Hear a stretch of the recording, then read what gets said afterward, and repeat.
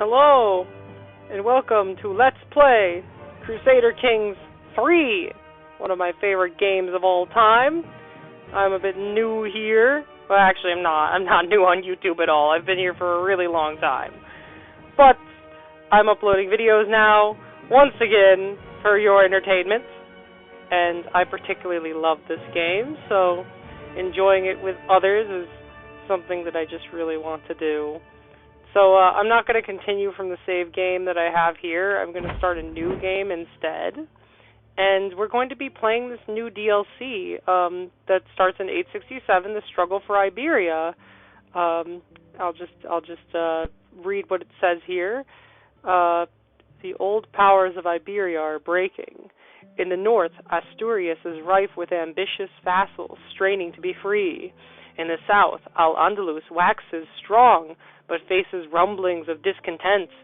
The border military districts mutter about independence, and intrigue plagues the ruling Umayyads. Hungry foreign powers eye Iberia's rich lands covetously. Centuries in the making, the Iberian struggle enters a new phase, and whether it ends in blood or brotherhood lies on a roll of the dice. So that's a summary of pretty much what's happening here. For those of you who are new to Crusader Kings or don't know what it is, it's a type of history grand strategy game, and it's kind of got like military strategy aspects to it, but it's also got some role play aspects as well. One of the things I like about it is how it combines these two things. And so let's just get started here. So I could choose one of these pre-done rulers, essentially. These are historical characters. But instead of doing that, I want to make my own. And yeah, I know, it can be a little bit one way or another when you make your own character. For those of you who have played this game before, it can be a little bit challenging. Oh, I should mention I also have some mods installed. If you guys are curious what they are, just let me know, and I'll be glad to put them in the description from now on or whatever. But unless people ask, I'm probably not going to do it because I don't want to go all the way back and do that now. Okay. So if I click on here, we can see that these are all the vassals under the Umayyads. Al-Andalus, which is their kingdom. Historically, this is all real. This is what the map pretty much looked like in 867.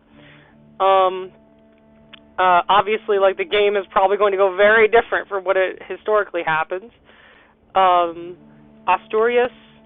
So essentially, if we look at the religious map view, we have the Catholics over here, and obviously encompassing most of Europe, and the Muwaldi, I'm sorry, I mispronounced that, Muwaladi Muslims here.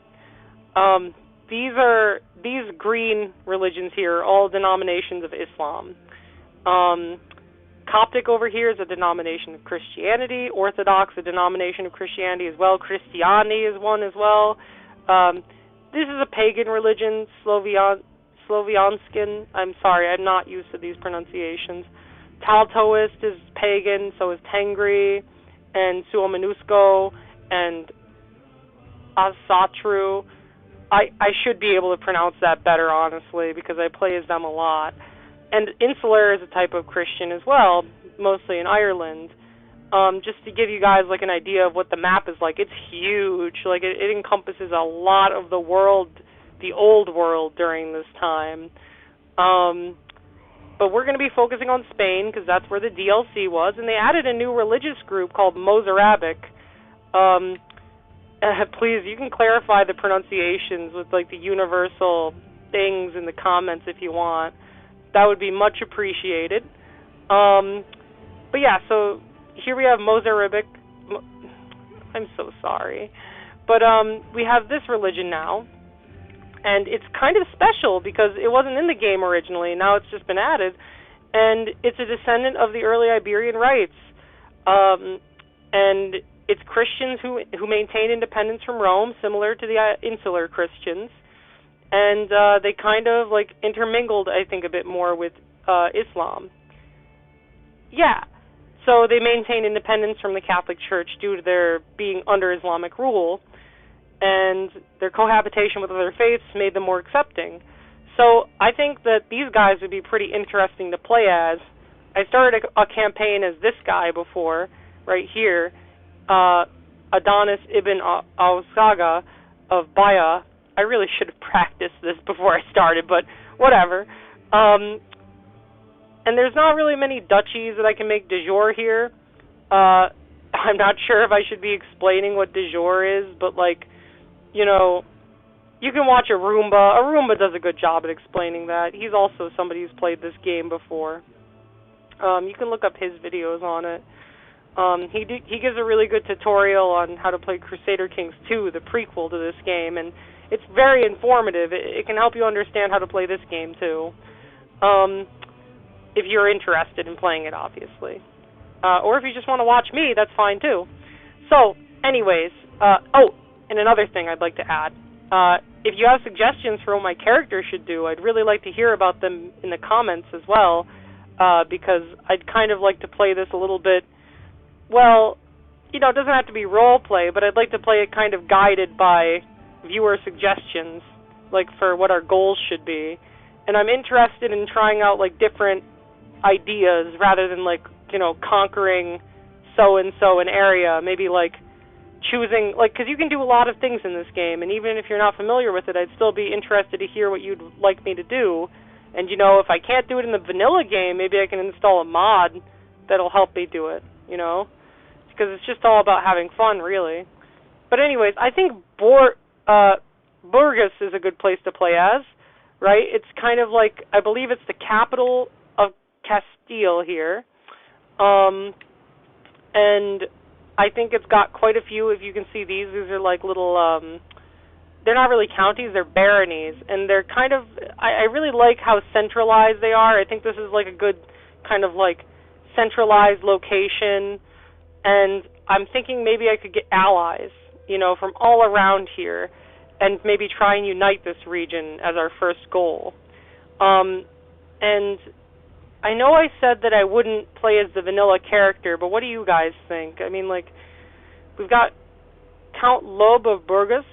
He's compassionate and craven and gregarious. These are pretty balanced traits. And I don't know. I mean, it doesn't seem like, does he have any, like, family here? Not really. I think I'm kind of interested to see how playing as this guy would go, so I'm going to play as him.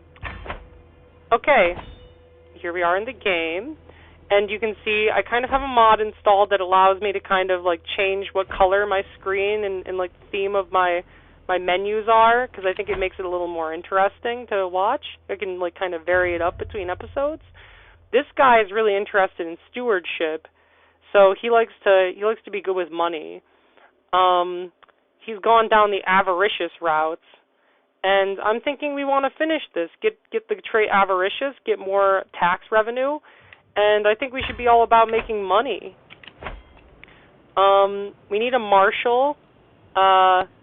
This guy's our chancellor, but I think he'd be a much better marshal, and we're in much more desperate need of him to do that. We're going to have tons of money, I think. Oh, we don't have very many knights as well. If we have lots of money, it's good to get more knights, because knights usually cost quite a bit. So currently, what's our situation? We're in the Iberian struggle. This is kind of a new mechanic. I'm not really so familiar with it. It seems like there are two different there's like phases, right?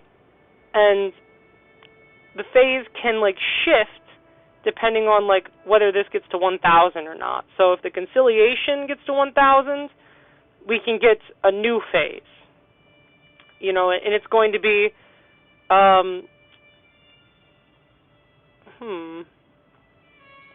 yeah, it seems like this is a phase where people are more tolerant of one another, and in this phase, there's more like fighting, you know? So I'm thinking that we might want to try and be conscious about that. And we can't end the struggle right now, but right now we're in the opportunity phase. which means that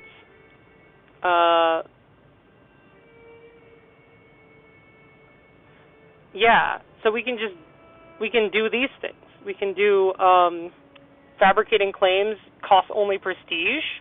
I can hire mercenaries very cheap. I can raid borders, and it's like a free casus belli, which is what I need to go to war and take land. You know, it's pretty good for right now. And so I think I'll try using this to my advantage for now. Let's see how many troops we have. We have 453. Our neighbors have 328 and 240.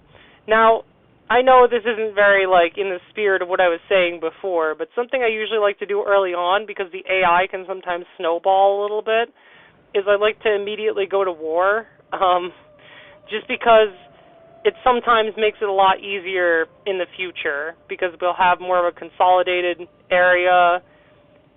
So, like, these guys have less troops, but, like, look, they've got, like, mountains everywhere. There's no way I'm going to be able to take these on, even if I have double how many troops they have.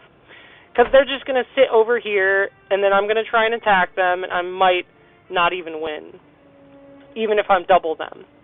So I'm thinking about trying to attack these guys, the county of Balad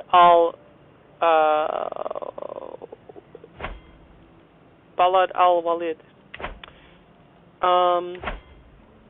So let's see, we can do struggle clash, which allows me to vassalize. But since we're of equal rank, it won't actually vassalize them. It'll just give me the title. And then we can do border raid, which doesn't give you anything. It actually just gives you gold and development. Since we're actually wanting to take this, I think struggle clash is probably the best route. Although, see, this is kind of a thing. We have 453, they have 328, so it's still not a surefire thing that will win. But actually, wait, let me look back at what they have. Oh, they have light horsemen, and I noticed we have pikemen. Pikemen actually counter light horsemen, so we might actually win if we go to war with them just right off the bat. So I'd say we give it a shot. I know this is a little bit fast, but I think, you know, if you might get into the swing of things, just let me know what you think in the comments, I'd say, and I'll try and accommodate what you guys say. Okay, and this is just kind of saying what I went over before. So let's see what happens if we go to war and fight them. Alright, see where the battle's going. Looks like we're kind of winning. And plus we have more men anyways. Maybe I should have waited for my knights to arrive. I wouldn't have been able to afford them very much right off the bat, though. Okay, now that we've won that battle, we can just kind of try and siege down this holding. As for our next plan, I'm thinking we were going to try and, like, kind of cut many people off from coming in here. Just, like, take, this area is actually kind of poor, because there's only 2 counties. So it might make taking it a good thing, and it might make it a bad thing. This area seems like a pretty good place to take, but, like I said, similar problem to the other guy, except he has even more military strength. These guys actually have quite a few buildings, right? They have, like, they have stuff built in these baronies, which might make it, like, very good long-term investment for us. Whereas this is, like, only 2 baronies, so, like, long-term, there's not much we can even do with it. I can speed things up a little bit here. They're probably going to try and go back at us and attack again. Now, if we get their ruler because they attack us, because sometimes the AI will just bash its head against you if you win. That's okay. You know, if they do that and we capture their king, that can end up well for us. In fact, now we have captured members of the royal family of this area. It's okay to sell them back because we're just going to get money from it and then we're going to take over. So now we have this area. Let's increase control so that way we can actually start making money off of it. And now we've grown. So how many do we need here? We only need, oh, whoops, that's a kingdom. Alright, so to form the duchy, we need 3 counties. But there's actually already somebody in charge of this duchy. Yeah, it looks like this guy right here owns the duchy. But see, I'm pretty sure this is the way that it is right now, is that if they don't hold it for a long time, they'll lose the title. So I'll end up getting it anyways.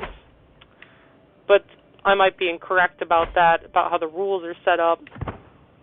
We'll just have to see what happens. Alright. Yeah, we're just diving right in. Oh yeah, we should pay attention to our children. Okay, so our heir is our daughter, and she's going to be educated in diplomacy. So what I want to do is I want to get somebody to educate her who's really proficient. Ideally a genius or like some kind of like intelligent person. So let's see if we have any geniuses. We don't have any geniuses lying around here. What about intelligent people? No intelligent people. What about somebody who's quick? Somebody who's just kind of smart? Nobody. Okay, so another good marker of a good tutor is learning. This person's possessed by the devil, but they seem like they're actually very smart. And they have just, they have content, they have chaste. Just is a just can be a bad trait sometimes. You also want to be careful about what traits your tutor has, because even if they're a very good tutor, they can pass down traits that are less than ideal for your character. So for instance, compassionate and gregarious would be very good traits to hand down to somebody who's a potential diplomat, whereas just might not be. Because for instance, if they need to kill somebody, well, compassionate's also not very good for that either. But you know, a lot of things that happen in this game involve murder. Same with the other games. So like, when you have a trait like compassionate, and you try and do things like murder, you'll gain stress in this game. And gaining too much stress can lead to very bad results. I think I'm going to let this possessed woman tutor my daughter. I do not want her to be converted to a different faith, though. So she seems to be of a different religion. I'm wondering if maybe I can demand her conversion. I can. Let's see what happens. Is she gone? Oh, she left. What the hell? Okay. Well, we need somebody to do this. I guess I'll just do it. I mean, like, I have traits that I think she would want anyways. So I'll tutor my own daughter. Now we have another daughter, too. And she's being trained in martial. So let's try and find somebody with some good martial traits that she can take from. So this bishop has brave and arbitrary, which isn't so good. But he is very smart. Let's see. Diligent. That's a decent trait, but also, like, it can also be a little bit bite you in the butt type of trait. Ambitious can be good, but, like, she's the primary heir, so I'm not so sure about that. Let's just have the bishop tutor her. Okay, so now we're done with that. Let's continue. So this person has 278 soldiers. We're refilling our garrisons, or our levies, actually. Garrisons, they don't get called into combat. So now we have the choice to give her a trait that we already have, or we can change it to a different trait at the cost of our own stress. So we can do it the opposite. We can say, hey, do you want to be callous? But that would remove her, that would remove some diplomacy from her. And we want her to be a very good diplomat. And so I'm going to let her keep the trait compassionate, because even though it might not benefit me in the intrigue realm, we want her to be strong with diplomacy first and foremost. Oh, we need more piety before we can go to war with this guy. So what I'm going to do is I'm going to go on a pilgrimage and try to find a place that'll give me some piety. Since all of these places are like out of my money range, we're just going to go to Santiago, which is like right over here. Alright, so we're just going like do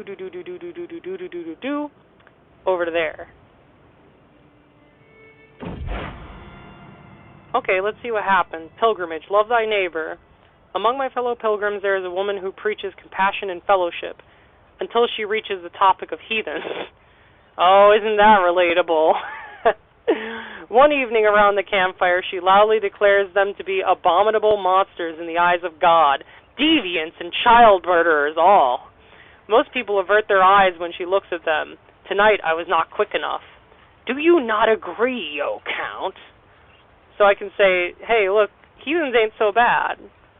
And, well, we can get more money from different faiths. Different faiths will be better towards us, and we'll be better towards them. And I can also double down on disdain for heathens, and it makes it so I have more soldiers. So,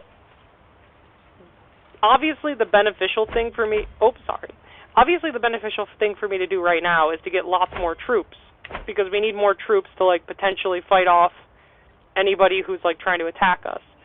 But I can also see how sympathy for heathens might benefit us in case we expand outside of this, although it actually looks like, with these guys, I don't think these guys count as heathens towards us. We consider them to be astray, so they're more like heretics. There's a difference between the two. But, like, look at all this. None of this is really, like, heathen territory, and so it's going to be very hard for us to expand into heathen territory. So, I think we'd be better off with disdain, unfortunately. Although, both of them we don't like, because on the one hand, we're compassionate, so we don't want to make people feel down for having a different faith than us. But on the other, we're craven, so, like, we don't want to, like, make this woman mad at us. So let's just double down on our disdain for heathens. Sadly enough. I know I'm not usually the type to advocate that sort of thing. But hey, we just got back from our pilgrimage, and now we've got lots of piety. So we can go to war again. Yep, here we go. So let's go to war with this person. So, and there's a motorcycle outside my house. Yep, and then these guys, bows counter light footmen. And we're back from the pilgrimage. Aren't we leading this army? Okay, no, that's our commander, Munio. I hope he's not mooning anyone on the battlefield. Except for our arch nemesis. Do we have one, by the way? Because, like, you can actually have lovers and enemies and all that sort of thing in this game.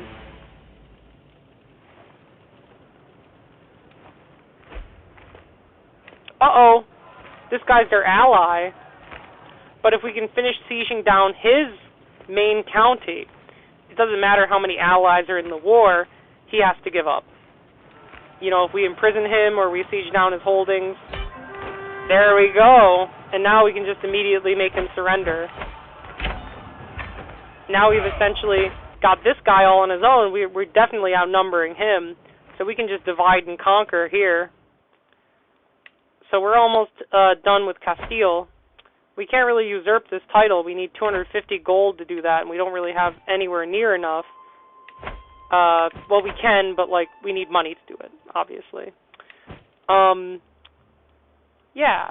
So, obviously, we're not going to really be able to do much with these counties right now because they have low control. We're also going to want to convert this place to our religion. So I was thinking maybe, you know, taking out these guys is going to be very hard if I'm attacking them. So if I attack these guys and then these guys join the war, then it's not going to be so hard to defend against them because they've already got kind of a low troop count. So maybe we could do like a, because even though, surprisingly enough, even though we literally just fought them, we don't have a peace treaty with them. So we can just immediately declare war on them again. And we're ready, essentially. There we go, and now they're going to just run into us, which is even better for us. We don't even need to go this way. We can go this way and immediately just start on their holdings. Oh, they've got a really high fort level here, which means that it's going to take a really long time to take them out. But that's okay, we've got time. Let's see if we can try and get an alliance, because we've actually got 2 girls here that we can marry off. So I was thinking definitely we don't want to be enemies with Asturias because they're not really standing in our way right now. And we're not standing in theirs, I don't think. Let's see. They don't really like us very much. What if I try to get on Navarra's good side? What do they have? They have a son. And the only way to get on their good side is with marriage, of course. You know, you need to get a royal marriage with them. So let's see if we can marry our 10-year-old daughter. Oh, darn it. It's because we're a count.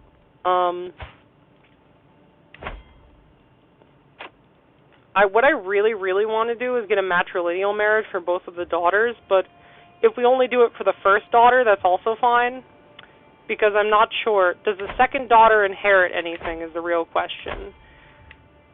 So we have Confederate partition, meaning that the second daughter will inherit something. So we're going to want both daughters to stay within our bloodline, I think, because if one stands to inherit, I really don't want the titles to go outside of our bloodline. So we can get an alliance with the county of Angoulême, or whatever it's called, which is in France over here. Very, very small. Oh, but actually kind of big. I kind of like this. So let's see. We can get we can even get a matrilineal one. Oh, we can't? Huh? I could have sworn that he was going to say yes to that. I thought he was like number... Oh, we're talking about the guy in charge. Oh my god, he's like 42 and he wants to marry my 10-year-old daughter?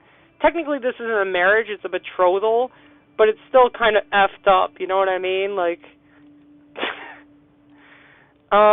let's see, we've got these guys. They're in charge of the county of Coruña.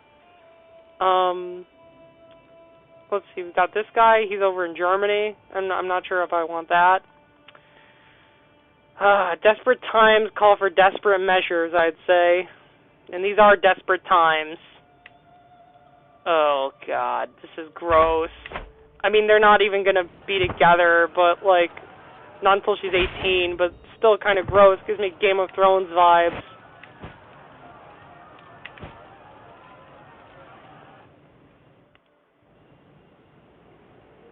Okay, now we just wait for this to finish. Exercise and mediation. Oh no, all of these are going to cause stress. When the raised voices reach me yet again, I quench my instinct to turn on my heel. The constant bickering of my vassal, Mayor Abu Bakr, and my steward, Velasco, is enough to drive any man mad. Something must be done. I could either treat the situation as an exercise in mediation, or eavesdrop and approach one of them with my sympathies afterwards. Okay, so do I want to choose the manipulative route or the try and make things right route, I should say. So, we don't like these options because we're compassionate. But then we're craven. Oh my god, this is such a bad combination. But at least if I choose this option, I get experience towards my lifestyle. That's a good choice, in my opinion. Makes it more worth it. So this makes it so that way Republican rulers like us, which are our vassals from cities, and Republican vassal tax. So we get even more money from them, too. So that's pretty good, actually.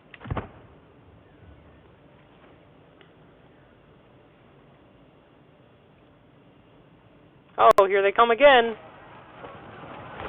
Here they come again to smash their face into me.